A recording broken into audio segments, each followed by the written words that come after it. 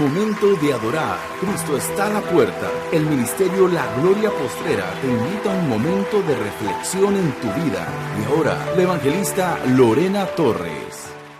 Bueno, el tema que traigo hoy es el milagro de Jesús. Hoy vamos a leer lo que dice las Sagradas Escrituras, en el 6, del 6 al 11. Estamos en Lucas. Dice así la palabra de Dios, que se lee en el nombre del Padre, en el nombre del Hijo y de la preciosa persona del Espíritu Santo. Dice así: aconteció también que en otro día de reposo, mire, era un día de reposo, quiere decir que era sábado.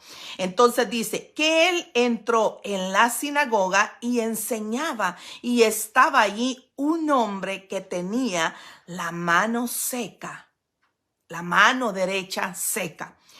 Y le acechaban los escribas y los fariseos para ver si en el día de reposo lo sanaría, a fin de hallar de qué acusarle. Y dice, mas él conocía los pensamientos de ellos. Imagínate, de todos los que estaban ahí, ni uno estaba fuera del alcance del pensamiento de Dios. Y dice, mas él conocía los pensamientos de ellos y dijo al hombre que tenía la mano seca: levántate y ponte en medio. Mire qué lindo, como el Señor, aquel hombre, yo me lo imagino, aquel hombre, porque si alguien tenía una mano seca era porque así había nacido. Ese hombre probablemente había pedido en tantas ocasiones una sanidad, pero no de tener su mano normal, quizás porque era imposible en la mente de alguien creer esta situación, pero sí quizás porque la tenía entumida, quizás porque le dolía, quizás porque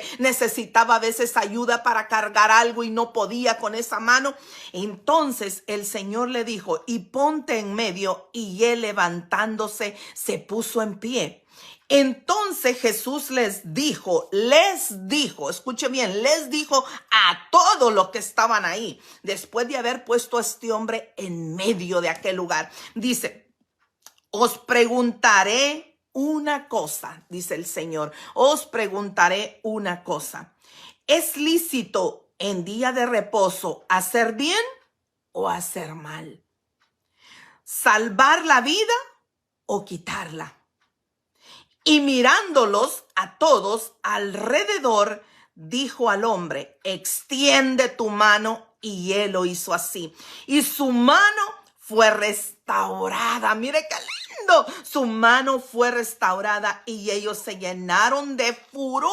Mire, furor. Y hablaban entre sí qué podían hacer contra Jesús. ¡Qué barbaridad! Entonces aquí podemos ver de que Jesús rompió todo molde, rompió todo argumento, porque ellos decían: ¿cómo es posible que este hombre, decían, viene a este lugar y diciendo, sanando en el día de reposo? Mas no sabían que el Dios del reposo, él era el mismo reposo, el reposo que da a tu alma, el reposo que da a tu vida. Dios quería romper todo argumento para mostrarle a ellos. Por eso les preguntaba, ¿qué es mejor? El Señor pedía que dedicaran el reposo a él. ¿Pero por qué? Número uno, porque cuando Dios hizo los cielos y la tierra, dice que en el séptimo día él descansó, el día de reposo. Pero ya lo hemos visto que traducido al hebreo significaba que él observó, le encantó lo que vio que todo era perfecto.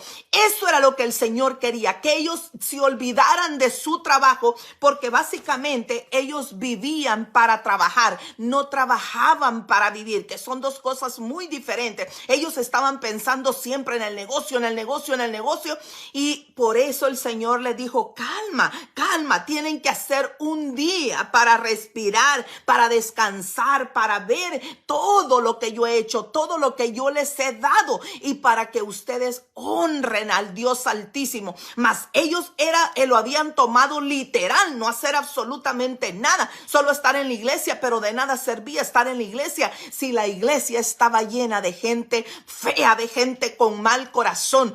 Eso nos indica que en la iglesia no todos son santos. El más importante en ese lugar después de Jesús era aquel hombre, como yo digo, cuántas veces aquel hombre, no se menciona el nombre de él, pero cuántas veces aquel hombre vino y quizás oró en la intimidad de su hogar, lloró también en la intimidad de su casa, pidiéndole al Señor que le quitara quizás aquel gran dolor, que aquella mano que le había dado no le servía para mucho, no podía levantar nada, pues la mano era seca, y el Señor, esas oraciones habían llegado al trono de la gracia. Y fíjate algo muy importante, este hombre no le pidió el milagro a Jesús, Jesús lo quiso hacer porque a él le nació. Esto nos indica muchas características de aquel hombre. Aquel hombre tenía muchas cualidades espirituales, entre ellas la búsqueda, entre ellas la necesidad, entre ellas el reconocimiento, entre ellas el agradecimiento, entre ellas la fe en Dios. Mire qué hermoso. Todo eso, todas esas cosas juegan un papel importante en la vida de todo ser cristiano. Nosotros debemos de adorar el nombre del Señor. Debemos de darle gracias al Señor en toda la extensión de las palabras. La escritura, como yo les decía, no hay nadie que le pidiera al Señor una sanidad, porque todos tenían miedo a los sacerdotes, todos tenían miedo a los fariseos. ¿Por qué? Porque si ellos hacían algo supuestamente indebido, ya no tenían entrada a la iglesia. Mire qué terrible que de nosotros dependa que alguien ya no vaya a la iglesia. Qué terrible es cuando yo he oído gente que dice, yo ya no voy a la iglesia porque a este hermano, esta hermana me hizo algo. Y cuando uno le pregunta, ¿pero qué fue lo que te hizo? Nos cuentan unas cosas terribles que le hicieron. Entonces, mira, muchas veces nosotros somos instrumento para que las personas no vayan y busquen al Señor. Claro, eso no es excusa para cada uno, porque la salvación es individual. No puedo decir soy cristiana y voy a andar teniendo problemas con todo el mundo. No le puedo decir yo soy cristiana y queriendo el mal para alguien más. No, nosotros los cristianos, nosotros los que hemos creído en nuestro Señor Jesús, debemos de ser misericordiosos. Entonces aquí nosotros vemos de que el pobre hombre con la mano seca debe haber estado fascinado. Imagínate, en aquel momento que él ya había oído hablar de Jesús. Jesús era reconocido en toda esa tierra. Jesús era más que conocido y le amaban más. Por eso el Señor estaba triste en el momento que él fue a la cruz. Estaba triste porque él mismo le dijo al Padre, Padre, ¿por qué me has abandonado? Entró una soledad en él, entró un desaliento en él en un momento, porque se sintió que aún hasta aquellos que habían andado con él, que lo habían andado acompañando, aquellos que él mismo le había dado de comer, aquel que a ellos mismos le había hecho milagros, estaban solamente viendo de lejos lo que estaba pasando. Cristo te está llamando hoy y el Señor te está poniendo en tu corazón que tú y yo debemos de cambiar si es que somos así, que nos debemos de alegrar cuando alguien recibe sanidad, cuando alguien recibe su milagro, cuando alguien recibe lo que está esperando. Qué hermoso es venirle a darle honra al Señor. En vez de regocijarse con ellos, los envidiosos escribas estaban, fíjate, furiosos.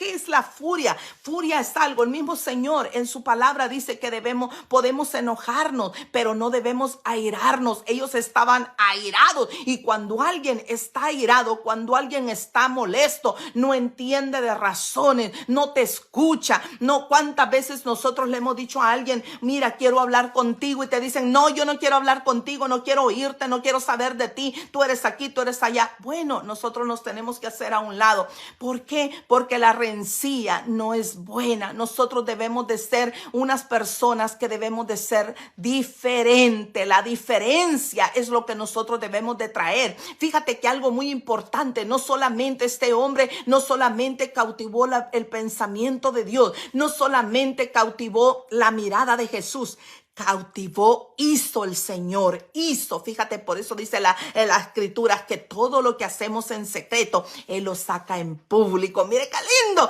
Entonces el Señor lo llamó y todos los que estaban ahí miraron a este hombre sobresalió entre aquella gran multitud. Qué hermoso es cuando el Señor te hace sobresalir en medio de tanta gente, cuando el Señor te hace una mujer, un hombre diferente a los demás, un hombre, una mujer con autoridad, con un carácter espiritual. Yo no sé cuántos le está hablando el Señor hoy, cuántos se sienten menos, cuántos se sienten que no valemos nada. No, tú y yo valemos lo que pesamos, valemos porque somos hijos del Dios Altísimo, hijos del Dios viviente. Tú y yo no somos cualquier cosa, somos parte del pueblo escogido de Dios. Mire qué hermoso. Entonces aquí vemos cómo vemos nosotros. Les voy a leer lo que dice Marcos. Mire lo que dice Marcos.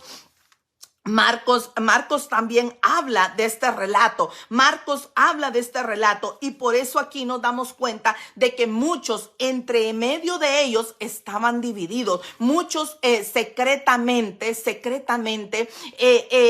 como Nicodemo. Nicodemo era parte de estas personas. Nicodemo estaba ahí, pero quizá Nicodemo era uno de los que estaban callados, que no decía nada, solo observaba todo y se hacía al lado de ellos, pero en realidad en su corazón él creía. Mire lo que dice Marcos, ahorita le leo, Marcos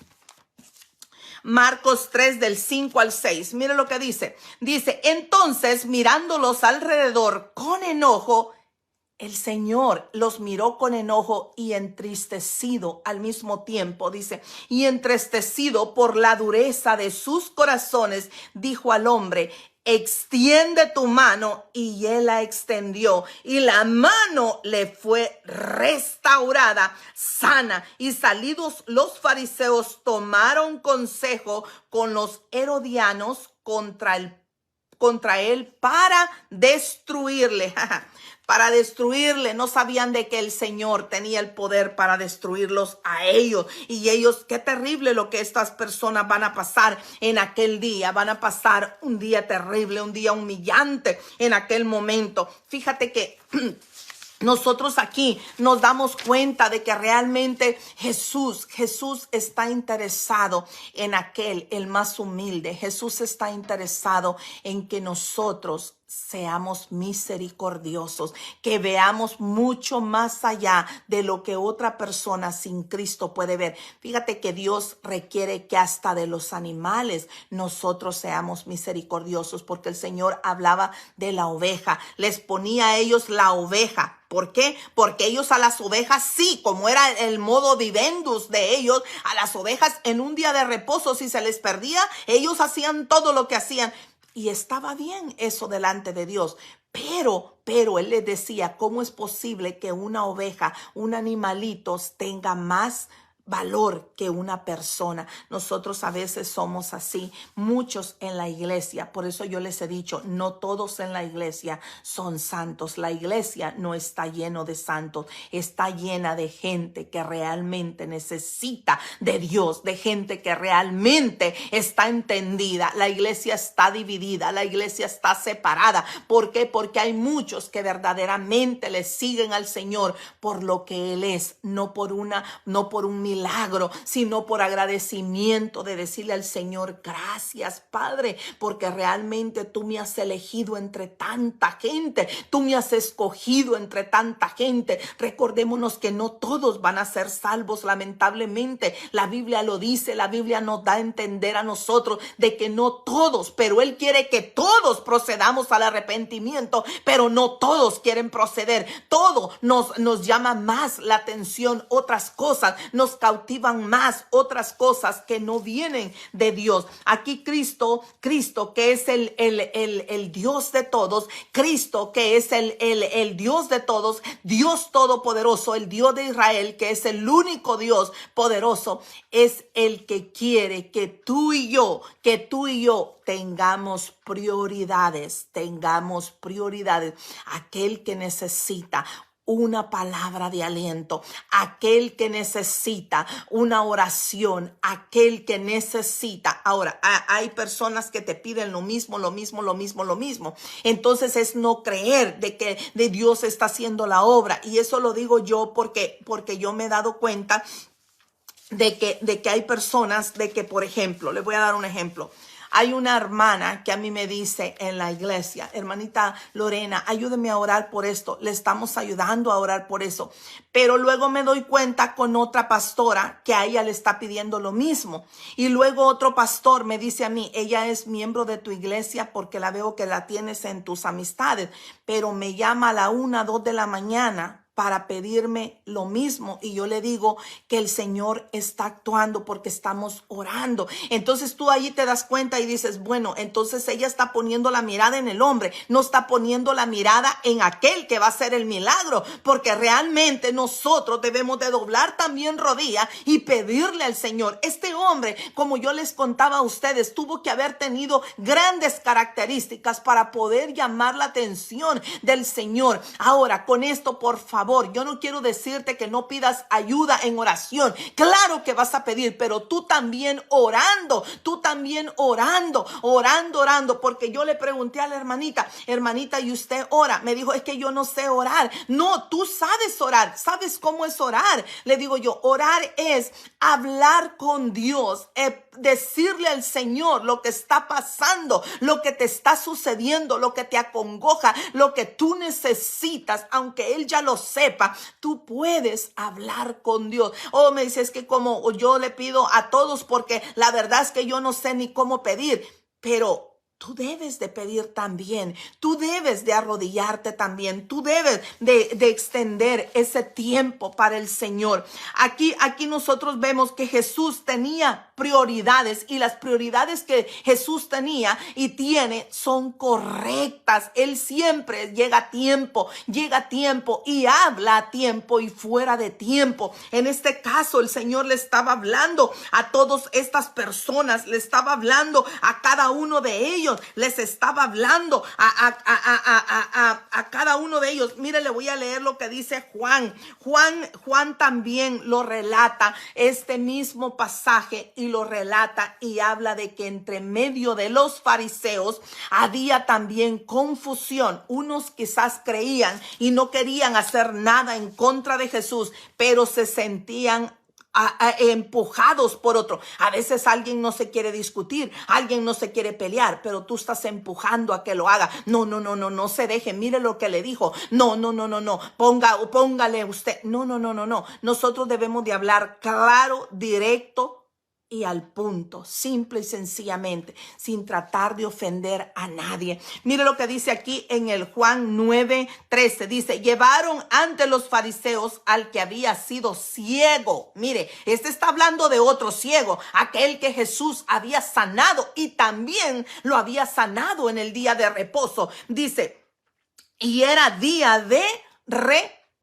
Mire, cuando Jesús había hecho el lodo y le había abierto los ojos, era el ciego, este ciego tan que sobresale en las Sagradas Escrituras. Qué hermoso. Escuche bien lo que dice: volvieron pues a preguntarle también los fariseos, otra vez los metiches, preguntándole cómo había recibido la vista. Ahí se lo preguntaron al ciego: ¿cómo recibiste la vista? Mire, en vez de estar contento, vuelvo otra vez y le vuelve a repetirse la historia. No estaban contentos porque él había recibido un milagro. No estaban contentos por aquello que el Señor tan grande había hecho en medio de ellos y en frente de sus ojos. Dice: volvieron pues a preguntarle también los fariseos cómo había recibido la vista. Él les dijo: me puso lodo sobre los ojos y me lavé y veo. Mire qué lindo. Y veo, dice. Entonces algunos de los fariseos decían: ese hombre, decían, no procede de Dios. Mire, ese hombre no procede de Dios. Y otros decían, ahí viene: ¿cómo puede un hombre pecador hacer estas señales. Entonces ellos decían, no, un hombre pecador no puede hacer todo esto que él está haciendo frente a nosotros, porque Jesús iba predicando, iba sanando, iba cautivando. Jesús iba siendo más conocido que ellos, y eso realmente era lo que a ellos les molestaba. Mire lo que dice aquí. Dice, y entonces decían, ¿cómo puede un hombre pecador hacer estas señales? Y había disensión entre ellos.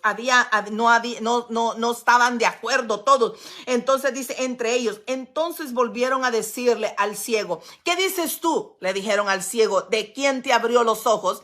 Y él dijo, yo digo que es profeta. Mire qué lindo. Pero los judíos no creían que él había sido ciego y que había recibido la vista, hasta que llamaron a los padres del que había recibido la vista. Ellos andaban más interesados en el chisme, andaban más interesados en tratar de investigar. Nosotros no nos interesa andar investigando. A nosotros lo que nos interesa es saber lo que Cristo ha hecho. En la iglesia hay mucha gente que está tan metida en los problemas de otro, está tan metida en que si aquel vino, si no vino, cómo vino vestido. No, tenemos que estar en el mensaje, porque en cada mensaje Dios te va a hablar a ti. En cada mensaje Dios me va a hablar a mí, va a hablar a tu corazón, porque ese es el que el Señor quiere cautivar. Media vez el corazón tuyo, el corazón mío esté cautivado con Jesús. Entonces todo viene a nuestro pensamiento y cambiamos de forma de pensar, de forma de actuar, de forma de hablar. Yo no sé cuántos están entendiendo el mensaje que el Señor te está dando hoy en esta mañana.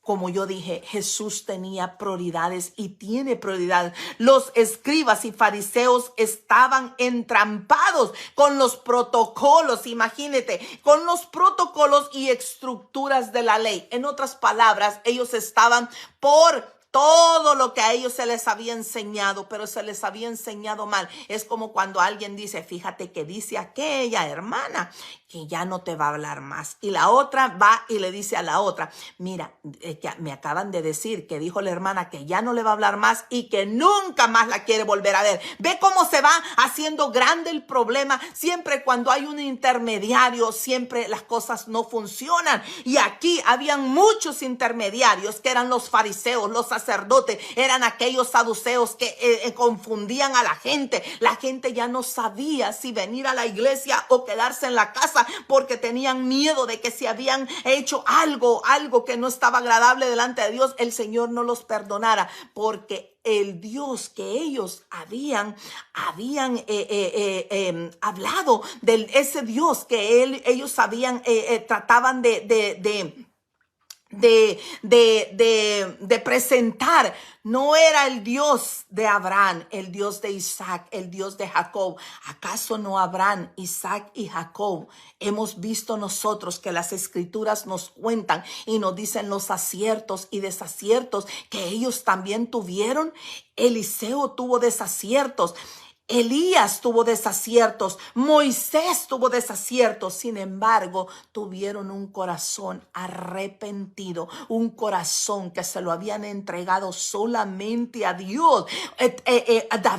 David había hecho cosas feas delante de Dios. Sin embargo, David encontró grandes misericordias delante de Dios. ¿Por qué? Porque David se había presentado. Dice que todos los días me presentaré delante de ti, dice, y guárdeme, dice David, de estar lejos de tus santos atrios. Prefiero un día en tus atrios que 1000 fuera de ellos. Mire cómo David entendía todos aquellos grandes hombres que, como decía la hermanita Lidia ayer en el mensaje, dejaron un gran legado en las sagradas escrituras. Son el modelo que nosotros debemos de seguir, con nuestros aciertos, con nuestros desaciertos, con problemas, con necesidades, con dificultades, con enfermedades, pero nunca dejar de alabar el nombre del Dios poderoso, y menos dejar de sentir misericordia por aquella persona que recibió el milagro. Al contrario, que cuando te den una necesidad, una oración, tú la sientas como si es tuya. ¿Cuántos de nosotros hemos derramado lágrimas por alguien que nos pidió ayuda, que nos pidió oración? Nosotros hemos derramado lágrimas por personas que ni siquiera hemos conocido, que por personas que ni siquiera conocemos, pero eso solamente lo puede hacer el Señor. Jesús estaba tan, pero tan triste, lo hemos leído aquí, porque ellos estaban viendo la gloria, la misericordia, pero ellos supuestamente iban a la iglesia, a la sinagoga, porque querían que el Señor tuviera misericordia de todos ellos, de su casa, de sus negocios, de su familia. Pero aquel que había recibido, aquel que tenía menos, aquel que no tenía nada, que ante ellos era el pobre diablo, como ellos le llaman, el perro, ellos le llaman perro, aquellas personas que no valen nada, que las ven las más humildes, pero delante de Dios, ese hombre fue el que cautivó su mirada delante de todo. Y por eso el Señor te dice a ti y me dice a mí que nosotros debemos de ser misericordiosos, debemos de darle gracias al Señor, honra y gloria al Señor. Estamos impactados realmente. Yo me quedo impactada por la reacción de los fariseos, porque uno cree que en la iglesia es donde uno más va a encontrar la palabra que uno busca. En la iglesia piensa uno que va a encontrar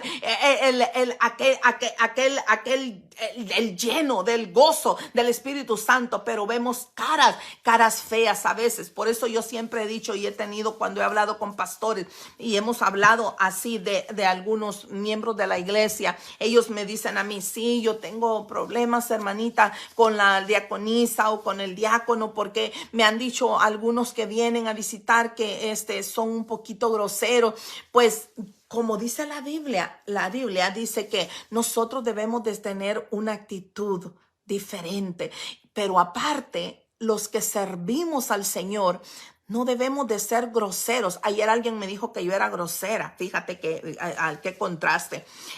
Alguien que yo le mandé un mensaje de texto para decirle de que pues yo ya cerré el grupo de Israel, ya no puedo agarrar a nadie más. Entonces me mandó a decir que yo era una grosera, que porque ella tiene muchas cosas que hacer y yo no le había dado chance de mandar su depósito ni nada. Y le digo, yo discúlpeme, le digo, pero ¿por qué soy grosera? Porque yo le estoy diciendo la verdad. Le digo yo, usted desde noviembre que habló conmigo ya no me ha vuelto a hablar. Entonces le llamé, le he dejado mensaje, le mandé texto, no me ha contestado. Entonces yo asumo que usted pues ya no le interesa ir. Entonces yo ya destruí su pasaporte, le digo yo, y ya no lo tengo conmigo. Entonces yo solamente le estoy haciendo saber para que si usted ve que ya vamos para allá, no diga, bueno, ¿y mi pasaporte dónde quedó? ¿Dónde quedó la copia? Entonces me dijo, no, pero usted es muy grosera para hablar. No, le digo, discúlpeme, cuando uno manda texto, uno toma los textos de acuerdo a cómo uno se siente en ese momento. Tal vez la otra persona no te está diciendo las cosas en mal. Entonces yo por eso le dije, mejor prefiero que me hable, llámeme y yo estoy con mucho gusto para ayudarle. Mi prioridad es que dejar las cosas de Dios bien, las cosas de Dios en claro, dejar un buen testimonio. Yo no quiero que por mi culpa alguien se vaya de los caminos del Señor, que el Señor me guarde de todo eso, de todas estas grandes cosas. Entonces, y todos los líderes religiosos, hay que orar por los líderes religiosos, hay que orar por todas aquellas personas que están en eminencia, hay que orar por todos aquellos que predican el evangelio, para que cuando algo así les ocurra, de que vean un milagro o puedan interceder por alguien, nos alegremos, nos regocijemos. La iglesia necesita entender que solamente hay que creer, que solamente necesitamos traer un corazón limpio, un corazón arrepentido y entendido. Que el Señor les bendiga. Amén.